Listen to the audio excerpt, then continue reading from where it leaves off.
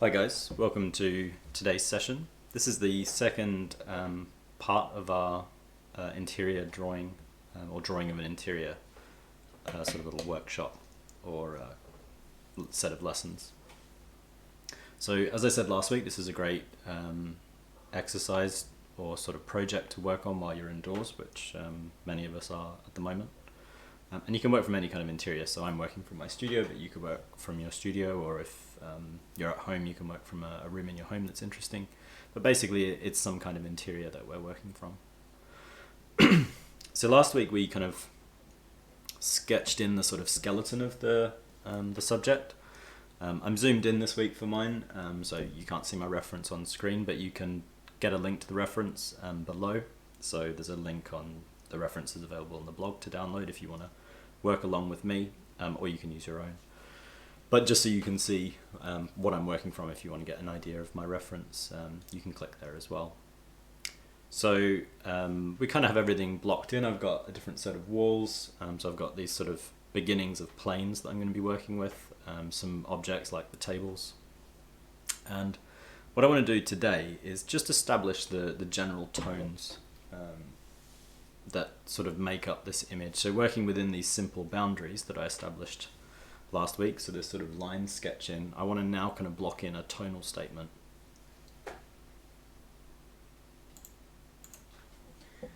What that means in really simple terms is that I'm just shading in, basically what people often call shading in. But I want to try to figure out, based on these sort of different shapes that I have sketched in, which area is going to be generally darker and which areas are going to be lighter. So I talked a bit last week about how this sort of window space up here, the top of the image, is going to be pretty bright. That's going to be one of the brightest parts of the drawing. We've got a light that sort of shines just behind the computer screen there. We've also got some light streaming in from this right hand side. Everything beyond that is going to be generally fairly dark. So what I can do as a starting point is I can sort of, knowing that this area is going to be very bright, I know this is going to be very bright, and I know generally there's going to be a sort of glow through here where this little table lamp might even be worth actually just sketching in the positioning of that table lamp just now.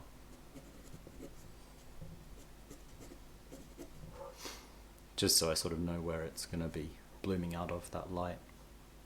So I know roughly that, say, this much of the image I want to leave totally bright white, but everything else, apart from this light portion here, the window which is going to be bright, and this little gap where light is sort of shining through the doorway below the fabric, all of the rest of it's going to be sort of moderately shaded in. So my starting point is going to be to just add tone, not necessarily super neatly, but just starting to build tone.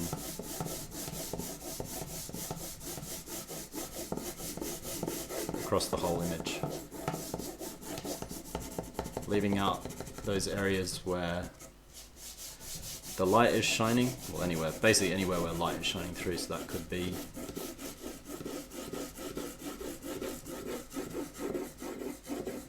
the window, could be the light shining through the doorway, it could be that table lamp which is casting light.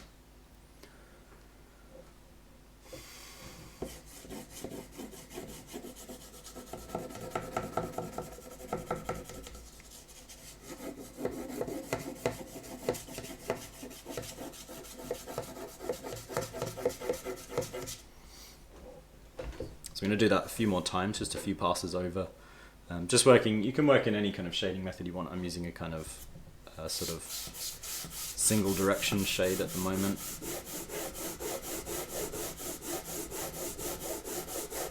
Maybe go a little bit heavier for this second pass over. I don't want to go totally dark because some of these bits are going to be left sort of moderately light.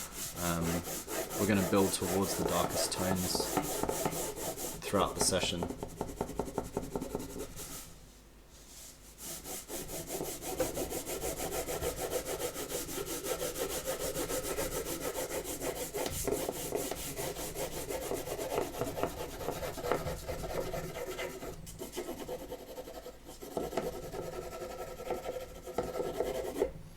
A little bit of a smudge there, so I'm going to just Anytime anything's smudged that you want to be light, you can just go back and erase into it.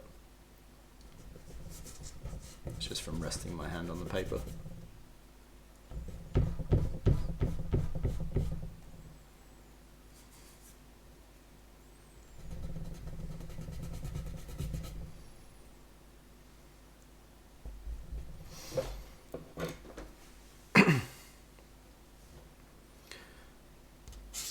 So maybe do one more pass, general pass, before we start focusing on specific areas.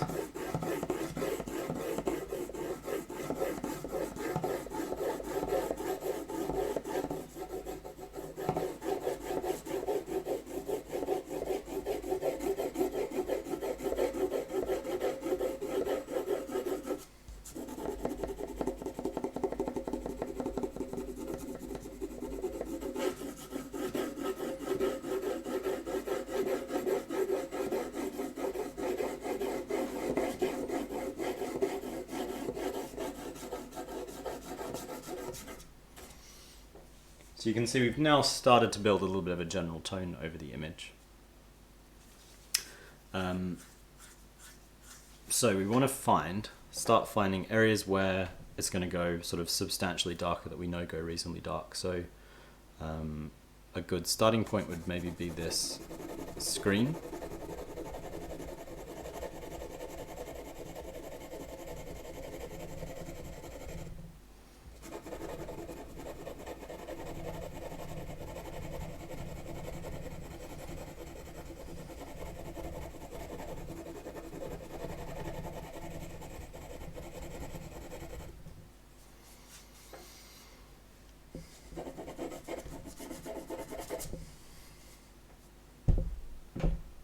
And the keyboard below it is also pretty dark.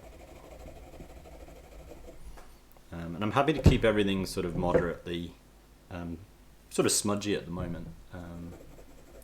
This box, side and front of this box, not the top so much. So I'm just using those lines that I established last time as my boundary.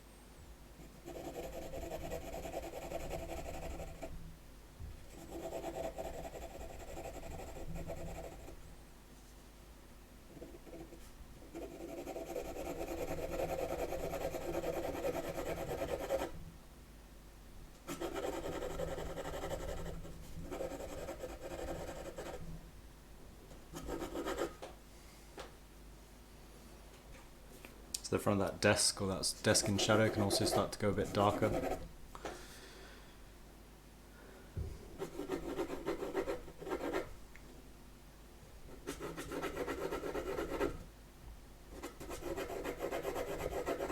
This little workbench as well. So it's fairly kind of relaxed, easy process this. As long as you've roughly kind of got your shapes in reasonably nicely from the first session, you shouldn't find this too taxing, just kind of going through, filling in tones in this manner.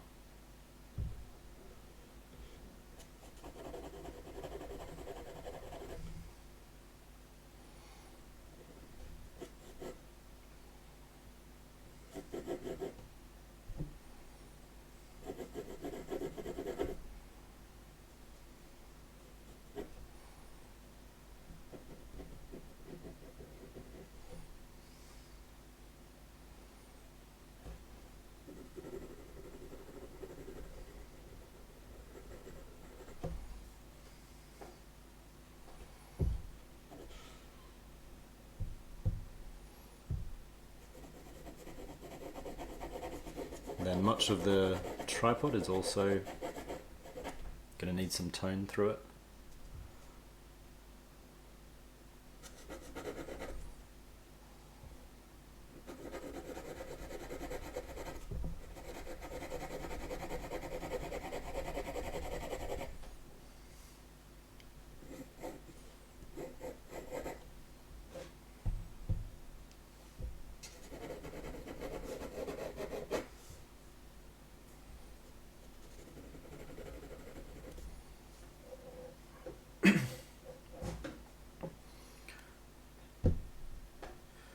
And quite a bit just underneath the window, we've also got some darker tones. Bearing in mind we're going to be able to kind of go back in and erase this stuff as well.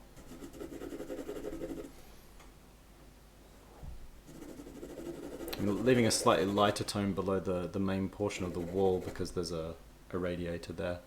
We've got this ladder as well, but I think the ladder maybe is a kind of more complicated aspect that we'll try to get in later. So it's kind of partly determining what you maybe want to spend time on early, and it's mainly to do with what seems, you know, like a big priority versus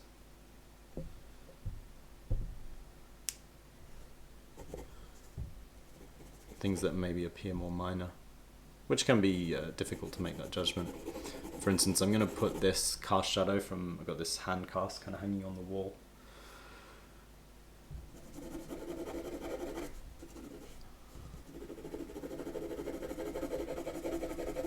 And I'm mostly leaving my tones moderately flat for the time being.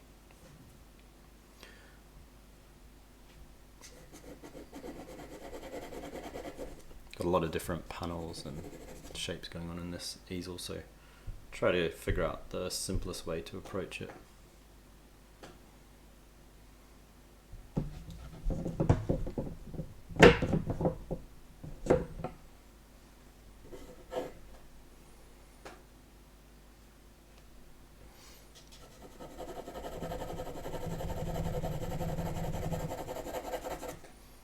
We're going to end up with a fairly smooth finish, so it doesn't matter too much if you're hatching this kind of crisscross or looks a little bit patchy early on.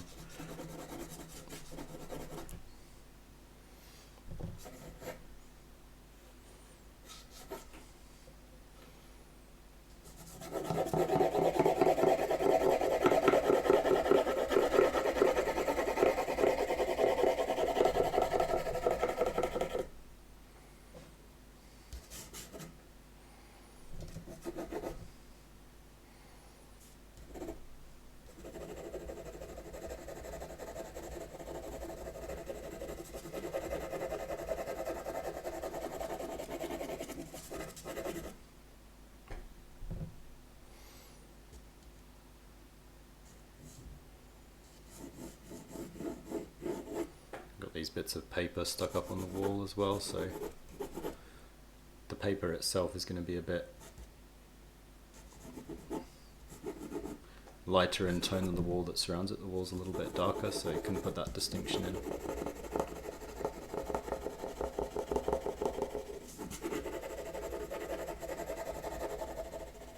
As well, and it's okay if it remains, you can see it's sort of, it's fairly fuzzily laid in, but I'm not too concerned about it being super crisp and detailed just yet, because we're going to have plenty of time through the rest of the drawing to kind of go in and sort that sort of stuff out. What we're trying to do is just establish a kind of general sense of, you know, where the lights are.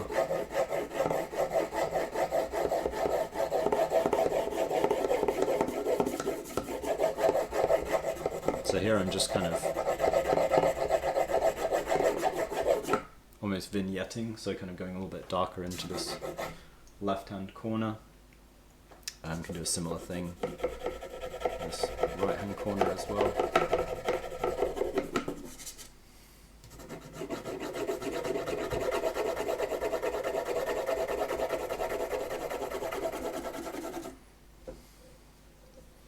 So doing this is starting to kind of make the lighter portions feel like they glow a little bit more. And we can always go in and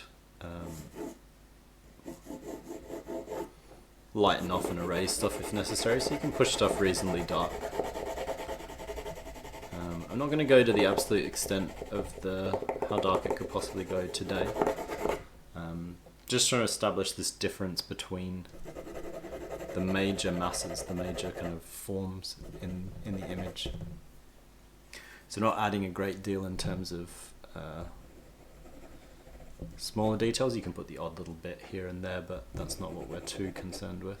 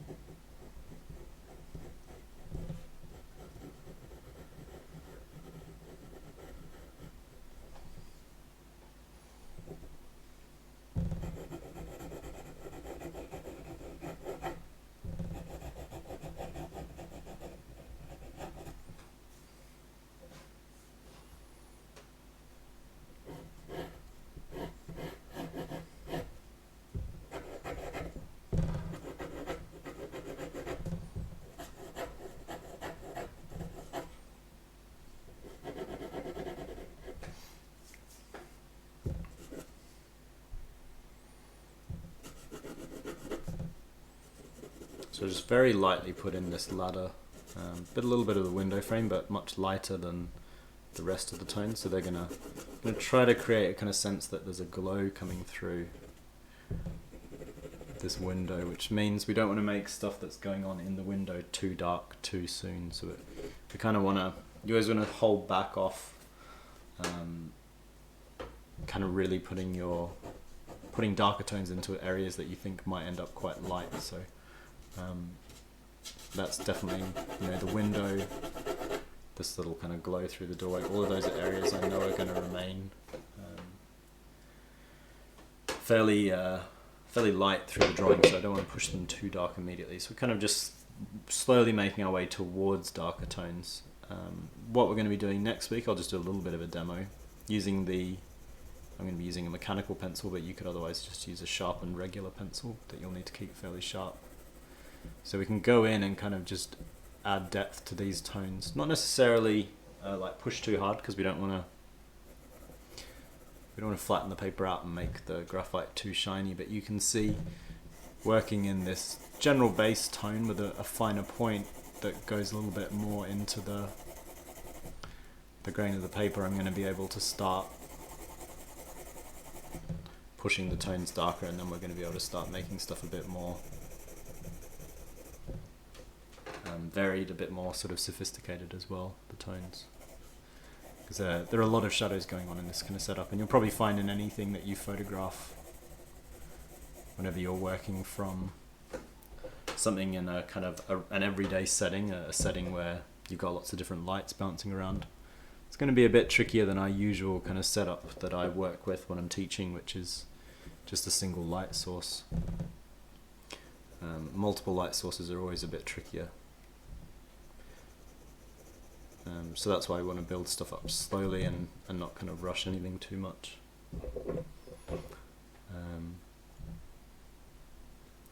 But yeah, that's pretty much it for today. So I just wanted to go over that kind of block in of general values using, I was using a fairly kind of blunt pencil, so that's why I've got a lot of texture. But the texture's fine. at this stage. As I say, doing this, you can see I can already quite quickly start going in and neaten stuff out using the point. So that's what we'll be working on next week, kind of again building on this basic sort of establishment of tone. We'll be working within that and starting to find more shadows, more shapes, more variation as we go. But yeah, that's it for today.